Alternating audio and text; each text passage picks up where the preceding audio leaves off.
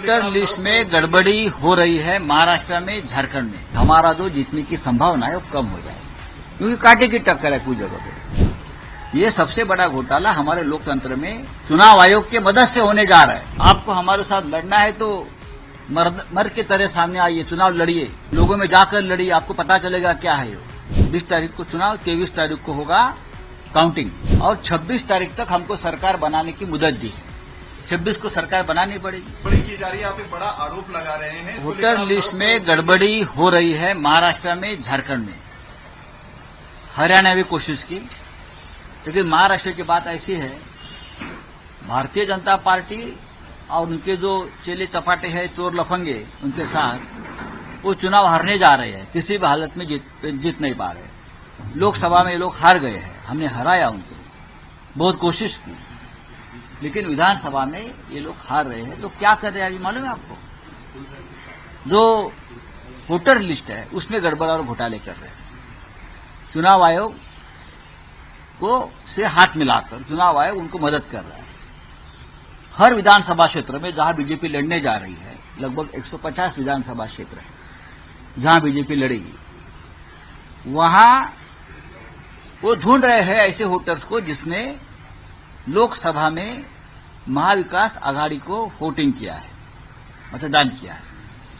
ऐसे हर विधानसभा क्षेत्र से 10,000 वोटर्स को निकाल देंगे, डिलीट कर रहे हैं और उनके जगह पर 10,000 बोगस वोटर्स को डाल रहे हैं, क्योंकि हमारा जो जीतने की संभावना है वो कम हो जाए, क्योंकि कांटे की टक्कर है कुछ जगह पे। ये सबसे बड़ा घोटाला हमारे लोकतंत्र में चुनाव आयोग की मदद से होने जा रहा है। हम ये मुद्दा सिर्फ देश में नहीं, इंटरनेशनल प्लेटफॉर्म पर भी लेके जाएंगे कि ये देश में क्या हो रहा है। ये गांधी नेहरू का देश है, ये डॉक्टर बाबा साहब आम्बेडकर का संविधान मानने वाला ये देश है। ये लोकतंत्र किस तरह से ये लोग खत्म कर रहे हैं। चुनाव आयोग गृह मंत्रालय के अखियारे में आता है, तो मुझे लगता है उसके लिए जिम्मेदार अमित शाह जी है। आपको हमारे साथ लड़ना है तो मर के तरह सामने आइए, चुनाव लड़िए, लोगों में जाकर लड़िए, आपको पता चलेगा क्या है। आप हारने के डर से इस तरह से अगर घोटाले करेंगे तो देश नहीं रहेगा। चार प्रमुख नेता इस पूरे मास्टरमाइंड, इस पूरे घोटाले के कौन नेता है? कुछ चंद्रशेखर बावनकुळे ने तो एक विशेष प्रशिक्षण शिविर लिया नागपुर में कि एक घोटाला हम कैसे करना चाहते हैं और कैसे कर सकते हैं, पूछे उनको। विशेष शिविर लिया है और ये जिम्मेदारी जिनके पास दी है उसमें से एक व्यक्ति को विधान परिषद में जो गवर्नर्स नॉमिनेशन में जो एमएलए हुए हैं ना, उसमें से एक व्यक्ति को ये पूरा जिम्मा दिया है। उसमें से उसने शिंदे गट को और अजित पवार को नहीं लिया है, सिर्फ बीजेपी के ही मतदार संघ जो है, चुनाव क्षेत्र है, उसमें ऐसा हो रहा है। उसका मतलब है शिंदे को भी ये अब हराने वाले हैं और अजित पवार को भी हराएंगे। लेकिन आरोप लगा रहे कि आप लोग हारने के डर से नया शगुफा छोड़ रहे हैं। बावनकुळे से हमको ये बात सीखने की जरूरत नहीं है। बावनकुळे जी, आप कभी भी सही तरीके से चुनाव नहीं लड़े और नहीं जीते हैं। मैं आपको ये बताना चाहता हूं, आपने जो घोटाले शुरू किए हैं उसका पोल खोल हुआ है, अभी आपको भागना पड़ेगा। राष्ट्रपति शासन